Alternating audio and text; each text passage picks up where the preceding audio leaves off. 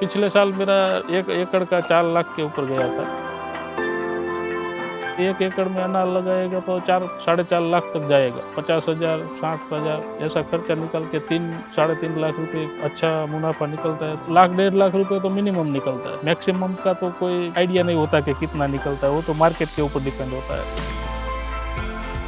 Traditional में 1 एकड़ से इतना इनकम होगा वो फिक्स होता है, लेकिन ये हॉर्टिकल्चर में कोई इनकम फिक्स नहीं होता। किसी साल जैकपॉट लग गया, रेट अच्छा मिल गया तो 10 साल का पैसा 1 साल में आ जाता है। ट्रेडिशनल के हिसाब से 10 गुना बेहतर है ये हॉर्टिकल्चर। बूटी का और टिश्यू कल्चर का और कोई कुछ नहीं है। बूटी का क्या होता है, जो मदर प्लांट होता है सेम नहीं होता है। अब किस बगीचे से बूटी बनाया है, उसका मदर प्लांट कौन सा है, डिफरेंट ज़्यादा आता है बूटी में। कोई 50 पौधे बहुत अच्छे माल रहे हैं, 50 पौधे में कम माल रहे हैं, दिक्कत ये होती है। और टिश्यू कल्चर में क्या होता है कि भाई हमने 10,000 प्लांट लगाया तो 10 का 10 श्योर होता है कि भाई एक ही मदर प्लांट से आया हुआ है। लेटेस्ट वर्जन है टिश्यू कल्चर। जैन से अच्छा तो टिश्यू कल्चर लैब किसी का है नहीं, हमने तो सबका देखा हुआ है।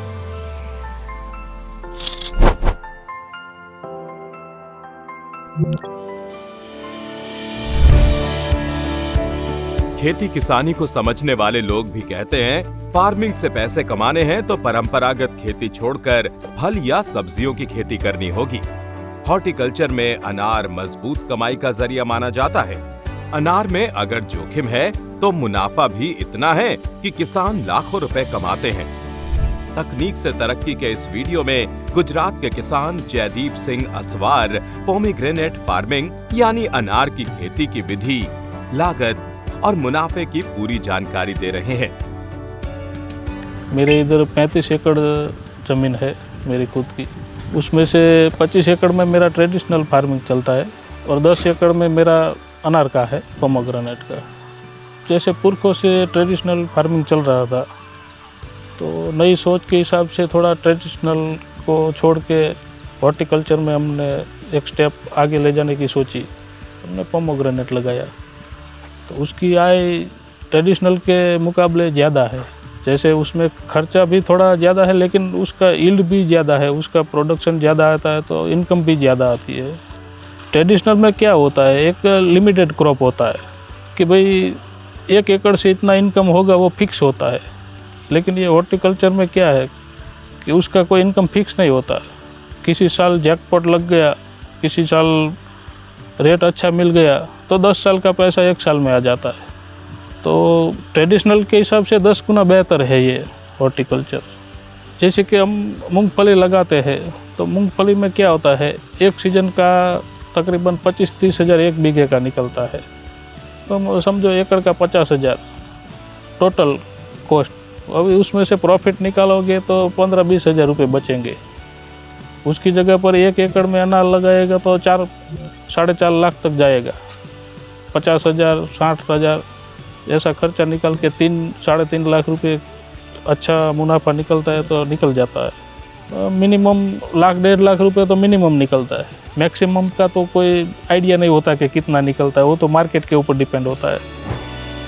जयदीप सिंह गुजरात में सौराष्ट्र इलाके के सुरेंद्र नगर जिले में रहते हैं। ध्रांगधा तहसील के ज्यादातर किसान मूंगफली और कपास जैसी फसलें उगाते हैं। खेती की बागडोर अपने हाथों में संभालने के बाद जयदीप सिंह ने अनार पर दांव लगाया जो सफल साबित हुआ। इस साल भी कम रेट के बावजूद उन्होंने करीब 90 लाख रुपए का अनार बेचा है। देखिए, मेरा 25 एकड़ का जो ट्रेडिशनल है उसका टोटल कॉस्ट इनकम मेरा जो है वो 40 से 45 लाख रुपए का मिलता है। उसमें से लेबर लगता है, खर्चा लगता है, इन्वेस्टमेंट जो भी होता है लगता है। 10-15 लाख रुपए बचते हैं 12 महीने का।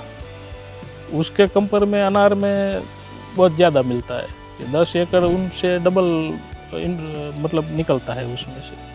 अभी अच्छा रेट मिला, अच्छा यील्ड हुआ, प्रोडक्शन अच्छा हुआ तो और भी ऊंचा जा सकता है। वो उसका कोई गणित नहीं होगा। भारत में करीब 2.8 लाख हेक्टेयर में अनार की खेती होती है।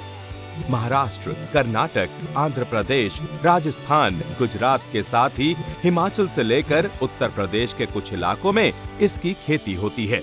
अनार की प्रचलित किस्मों में भगवा, सिंदूरी, गणेश, जोधपुर रेड, आलंदी, आरक्ता, ज्योति, मृदुला शामिल हैं। पोषण से भरपूर अनार की मांग घरेलू और अंतर्राष्ट्रीय बाजारों में भी है। महाराष्ट्र में इसे डालिम कहा जाता है। गुजरात में सौराष्ट्र से लेकर कच्छ तक किसान पोमीग्रेनेट से मुनाफे की फसल काट रहे हैं। राजस्थान में जालौर, बीकानेर, जोधपुर, बांसवाड़ा में लाखों किसान रेत में से लाखों रुपए एकड़ की कमाई कर रहे हैं। लेकिन बहुत सारे किसान अनार में नुकसान और धोखा भी खा चुके हैं, जिसकी एक मुख्य वजह अनार की खराब और बीमार पौध रही है। इसलिए जयदीप टिश्यू कल्चर अनार की पौध ही लगाते हैं। गुटिका और टिश्यू कल्चर का और कोई कुछ नहीं है, लेकिन गुटिका क्या होता है, जो मदर प्लांट होता है सेम नहीं होता है। अब किस बगीचे से गुटी बनाया है, उसका मदर प्लांट कौन सा है, डिफरेंट ज़्यादा आता है गुटी में। कोई 50 पौधे बहुत अच्छे माल रहे, 50 पौधे में कम माल रहे, दिक्कत ये होती है। और टिश्यू कल्चर में क्या होता है कि भाई हमने 10,000 प्लांट लगाया तो 10 का 10 श्योर होता है कि भाई एक ही मदर प्लांट से आया हुआ है। अब मेरा ड्रिप जैन का है, पहले गुटी लगाया था, फिर थोड़ा जैन का लगाया है। जैन का जो टिश्यू लैब है उसका हमने 2 बार विजिट किया है, बहुत अच्छा काम है, वहाँ से हमने परचेस किया है। और अभी 10 एकड़ का नया प्लानिंग चल रहा है, जो हमने किराए पर ज़मीन रखी है 15 साल के पट्टे पर, उसमें भी जैन का ड्रिप चलेगा, जैन का टिश्यू कल्चर पौधा आएगा। देखा है हमने, सबको कंपेयर किया है, लेकिन जैन से अच्छा नहीं है। जैन है, ये अच्छा लगाने के लिए बात नहीं कर रहा हूँ, लेकिन पौधे का ग्रोथ इतना होता है, उसका माल लेने की क्षमता उतनी होती है, क्वालिटी अच्छी होती है, शाइनिंग, कलर सब अच्छा है। फसल कोई भी हो, न्यूट्रिशन मैनेजमेंट यानी पोषण प्रबंधन बहुत जरूरी है। पौधा कोई भी हो, उसको न्यूट्रिशन मैनेजमेंट करना पड़ता है। न्यूट्रिशन मैनेजमेंट में क्या होता है कि भाई उसको जो कंटेंट डालना होता है, जो 20 कंटेंट होता है, उसमें से हेड ऑफ द कंटेंट 3 होते हैं, कार्बन, हाइड्रोजन, ऑक्सीजन। तो वो ज़्यादातर किसान सब वहीं चूक जाते हैं, उन तीनों को फॉलो नहीं करते और जो पीछे वाले जो माइक्रो होते हैं उसमें चले जाते हैं। देखिए, पौधा जो होता है ये फोटोसिंथेसिस की वजह से 95% कार्बन ऑब्जर्व करता है, लेकिन 95 ऊपर से बनाता है, 5% नीचे से चलता है। लेकिन वो 95% ये 5% के ऊपर डिपेंड है। थाली भर के रखा है लेकिन मुंह खाने लायक नहीं है तो कैसा? तो ये मेंटेन नहीं करते ज़्यादातर। रूट मैनेजमेंट बहुत अच्छी तरह से करना पड़ता है। क्या दिया है वो बड़ी बात नहीं है, लेकिन वो पौधा क्या खा रहा है वो बड़ी बात है। इसमें ज़्यादातर कुछ नहीं होता। वैसे तो सब शेड्यूल के हिसाब से चलता है, 1 महीने में जो 20 कंटेंट होता है वो चलता ही है, चाहे ऑर्गेनिक फॉर्म में दो या रासायनिक फॉर्म में दो, किसी भी फॉर्म में दो। जयदीप के मुताबिक किसान को फसल की जरूरत कमजोरी में पूरी करनी चाहिए, बीमारी में नहीं। न्यूट्रिशन डिफिशिएंसी क्या होती है कि भाई जिस टाइम पे जिस चीज़ की ज़रूरत थी उस टाइम पे उस चीज़ नहीं मिली, उसकी डिफिशिएंसी का इफेक्ट आपको बाद में पता चलेगा। जब भी आपको पता चलेगा तब आप किसी भी पौधे की वाट लग गई होगी। डिफिशिएंसी क्या होती है कि माइक्रो में चलती है, जिसको हम नज़रिए से नहीं देख सकते, लेकिन उसका जब सामने आता है तब पता चलता है कि इसमें तो ये डिफिशिएंसी रहेगी। तो जब पत्ता सूख रहा है या फिर कोई फंगस का स्पॉट आ गया है तो स्पॉट आएगा, फिर दवाई ढूंढने चलेंगे, दवाई छिड़केंगे। लेकिन अब क्या करोगे दवाई छिड़क के? कोई भी चीज़ में कमजोरी में काम करना चाहिए, बीमारी में नहीं। ये मेरा पर्सनल फंडा है, जब से मैं सीखा हूँ। किसान और खेती ये दोनों का एक बॉन्डिंग होता है। जैसे हम इसमें ऑब्जर्व करते हैं तो हमको पता चल जाता है कि भाई इसको थोड़ा थोड़ा ये है, क्योंकि पुरखों से खेती करते आ रहे हैं, थोड़ा ज़्यादा इधर उधर से सीखा हुआ है। ज़्यादा क्वालिफाइड तो नहीं है, लेकिन इसका चल जाए उतना क्वालिफाइड है। अनार की खेती में पिछले कुछ वर्षों में महाराष्ट्र समेत कई राज्यों में किसानों को नीमेटोड और तेलिया जैसे रोगों से बहुत नुकसान हुआ। मिट्टी जनित रोगों से पूरे के पूरे बाग सूख गए। ये ज्यादातर बाग बूटी वाले पौधे के थे। जयदीप कहते हैं वो ज्यादा पढ़े नहीं, लेकिन अनार पर मोटा मोटी पीएचडी कर डाली है। वो एक सर्टिफिकेट अनार फार्मर हैं। ये प्लांट ही निमाटोड लविंग प्लांट है। अनार है, अमरूद है, टमाटर है, तुअर है, ये निमाटोड लविंग प्लांट है। इसमें आप कुछ भी करोगे निमाटोड आएगा ही आएगा। लेकिन क्या होता है, निमाटोड दो प्रकार के होता है, एक बेनिफिशियल होता है, एक हार्मफुल होता है। अब ये माइक्रो बायोलॉजिकल कॉलोनी होती है जो सॉइल के अंदर। अब आप सॉइल का ट्रीटमेंट किस हिसाब से करते हैं उसके ऊपर डिपेंड है। आपको क्या करना है कि भाई बेनिफिशियल को बढ़ा देना है, हार्मफुल अपने आप कमज़ोर हो जाएगा। एज ए फार्मर के हिसाब से आपको क्या करना है कि भाई किस टाइम पे क्या किस चीज़ की ज़रूरत है वो आपको मैनेजमेंट करना है। अनार का मैंने फिजियोलॉजी किया हुआ है, केमिस्ट्री, बायोलॉजिकल, सॉइल हेल्थ, उसके ऊपर मैंने पढ़ाई की हुई है। मैं सर्टिफाइड फार्मर हूँ। मैं खुद अकेला ही अपना फार्मिंग संभाल सकता हूँ। अनार शुष्क इलाके की फसल है, लेकिन इसको पर्याप्त नमी चाहिए। फलों का आकार और गुणवत्ता अच्छी हो, इसके लिए सिंचाई का ध्यान रखना जरूरी है। विशेष रूप से पौधों को पानी देने की प्रक्रिया का समय बहुत महत्वपूर्ण है। अब मेरा ड्रिप जैन का है। जब ड्रिप लगाना था तो हमने कई सारी कंपनियों का रिसर्च किया था, उसका मटेरियल देखा, उसका वो सब। जैन के कंपेयर में किसी का नहीं था। जैन क्या बोलते हैं कि जैन महंगा अच्छा होता है, वो महंगा ही होता है। वैसे तो महंगा नहीं होता, वो तो सब एक रेट फिक्स होता है उसमें ही आता है। लेकिन सब बोलते हैं कि भाई जैन क्वालिटी भी है ना। अभी कोई मेंटेनेंस नहीं हुआ, 8 साल हुआ, 8 साल से मेरा ड्रिप चल रहा है, एक सिंगल मेंटेनेंस नहीं है इसमें। किसान अक्सर सवाल पूछते हैं कि अनार के बाग में स्पेसिंग कितनी होनी चाहिए और कैनोपी मैनेजमेंट कैसे किया जाए। जयदीप इसका भी जवाब देते हैं।